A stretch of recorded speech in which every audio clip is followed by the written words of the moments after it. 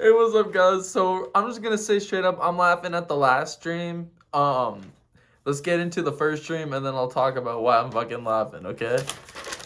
But I had this dream. I went to an arcade during closing hours, and the manager hated my ass because last time I went in there during public, I went on a naked running spree with my girlfriend, and we dolphin dived into like bowling pins. So it was pretty cool. It was a really cool dream.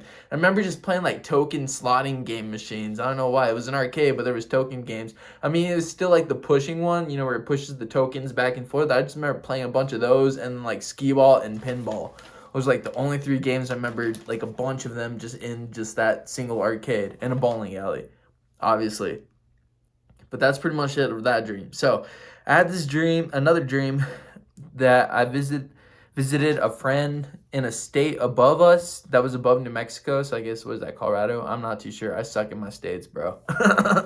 But anyways, to buy us dank red weed. We went up a state so we can get danker weed, and it was red. I don't know how the heck this weed was red looking, but it's pretty cool. Had red flakes. And the only way to get there, I don't know why it brought up my old school. My old school had a nature trail and all that stuff.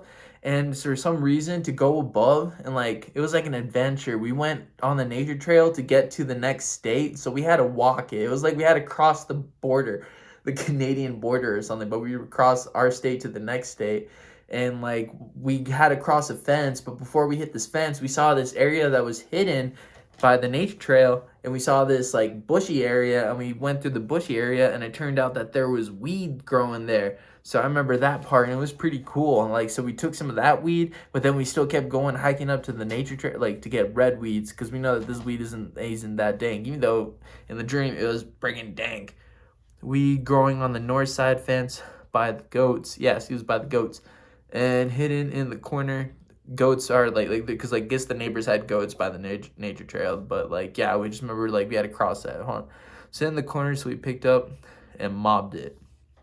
Yeah, that was pretty dope. That was a pretty cool dream. It was like, it reminded me of like Kid Cannabis a little bit, except less sketchy, but it felt kind of sketchy in the dream because we felt like I was supposed to be there. Anyways, on to the next dream. I had this dream where I was in a casino with like my hockey team, my old hockey team, and we were eating Italian food, and I had spaghetti, Alfredo, and meatballs. And like, so we're sitting in like, I remember like vividly, we're sitting in this corner that you go into. I'm gonna have to draw it out sometime, I guess. But like, we're sitting in this corner of the like dining room. It's not really a corner. Like, you take, like, go in, you take a left, and then you go in, you take another left. It's this hidden room, hallway, and then you keep going straight, and that's where we were, in that hallway. And what happened was, we know like the team was eating food, and then all of a sudden I see Matthew Lillard, and like I don't know why I'm obsessed with my SLC Punk dream, but this is what's going on. So I soon see Matthew Lillard after being with the hockey team. I go up to him and start chatting with him, saying I have a script for SLC Punk 3. So this is what I tell Matthew Lillard in the dream. And he said, "I'm tired of acting. Okay, was it okay, chum? Look, bud. I don't even see why I make a third Punk movie. The second one sucked anyways." So basically, he's telling me that the second SLC Punk movie sucked ass. So he's like, "What's the point of making a third one?" But I fucking changed his mind, and he says, let's see, hold on, it says the second one sucked. Anyways, so yeah, Matthew Lillard's telling me that the second SLC Punk sucked. Well, I told him I have a script for the third one, and then I said, but this one's different. Think of it, this is the catchphrase, SLC Punk's revival. So instead, he said, go home, Punk's dead. Like, but this one's called Punk's revival. Lillard looks at me like I'm crazy brilliant. I get into character. So I get into character. And this is what I say to him. I said, I'm his son, and he's my dad. I'm like, this is why I ran away from home. You never encouraged me to be who I fucking am. Fuck your rules, Steven. Go fuck yourself and your lawyer politics. And then this is what he says, Steve-O. This is what he says in his catchphrase. Get your ass out of here. Stop messing with that punk crap and get yourself an education, kid. He's all like, no, I'm never going to college. and then we have All Right Okay plays na na na na na na na by the Boats. I think is it the Boats? I think it's Boats. Na na na na na na na na. All right, na na na, okay, na na na. All right, na na na, okay. And it's from like what is it called? From Sunset Overdrive. So that's where that song's from. But anyways, back to the part. So like Lillard's kind of hooked on the detail and then this stuff. Anyways, I go back to my home, which is a trailer park home. And my dad is asking how was the meal with the team, because we had the dinner with the team. And I said it was awesome. And I said I met Matthew Lillard at the casino. And Dad said, please tell me you didn't tell him about your script. I'm like, no, even better. I even told Lillard the chant. My son is not a poser. And what that means is there's a part in the movie where he said where like Steve-O Jr. like has like what do you call it to his dad, like he's like, you know, he brings the punk back into his dad, and like he does something to prove himself that he's a badass. And then at the end, you know, his Steve-O, the OG, is saying about his son, he's screaming out, chanting, my son is not a poser, my son is not a poser. And it's dope because like that's all that he cares about, you know. And anyways, let's see, with 20th century punk rock music. So I want there to be 20th century punk rock music.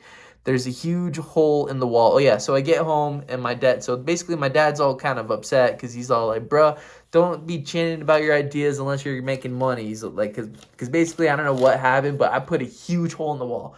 Back then, I was putting holes in the wall, but besides that, this is a different story. I mean, I put big holes in the walls, but I don't think I put a mega, like, freaking boulder. What do you call it? Like, one of those wrecking balls? Like, I feel like I don't think I've ever made something that big. And it was pretty big in my trailer park home.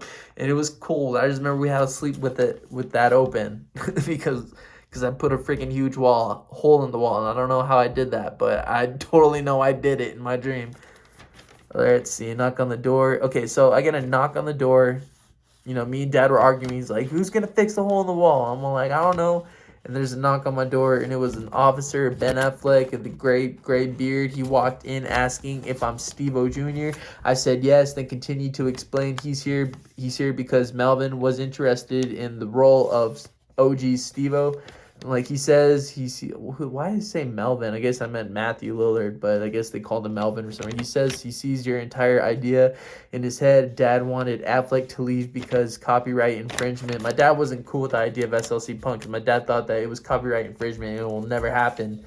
It's like, cause there's got to be like lawyers and politics involved, not politics, but lawyers involved.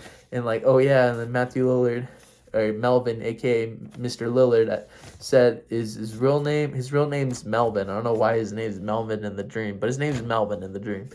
Dad kicked Affleck out until he came with even better recording equipment. So after Dad saw the recording equipment he brought in the house, Dad was like, okay, never mind, I see this investment. Affleck showed me the Tascam that held 2 memory chips. So I had a Tascam that held 2 memory chips instead of 1. Then he said, so where do we start? So Affleck says to me, where do we start? And I pulled out my recording equipment and said, there's a tattoo parlor that'll fade in my chain tat around here. And basically we head to a tattoo parlor, and that's when we start filming SLC Punk 3, Punk's Revival, and I think that's freaking awesome. But anyways, this is another dream. I had a dream. I had an Asian roommate. I don't know why I had an Asian roommate, but this is so bad. So I had an Asian roommate, and this is in the dream, but I had an Asian roommate who sucked me off totally. I mean, like straight up gave me head, and I'm like, I don't know, don't ask in my dream, but because I'm not gay. But let's get to this. So I call him a pinche chinito joke. Oh yeah, so Asian pinche joke was gay, and he sucked me mad. I didn't return the favor because I'm not gay. I said, dude, I'm not gay. I'll buy you food for payback, but that's it. He's like, man, how did that even happen? He said, prove you're not gay. And like, so I'm like, what do you mean prove I'm not gay? He's like, prove you're not gay. And then after that, the thing, there's a couple of dudes staring at me, witnessing me, and I was so pissed because like I proved that I wasn't gay, and this is what sucked, dude. Just to prove that I'm not gay, I looked at the first chick that was there, who happens to be a fucking ugly chick, dude. You don't even want to know how ugly she is. It's so bad, dude. Anyways, I straight up make out with that chick just to prove that I'm not gay and shit. And that's the ending of that dream. Her whatever, my D didn't care at the meantime.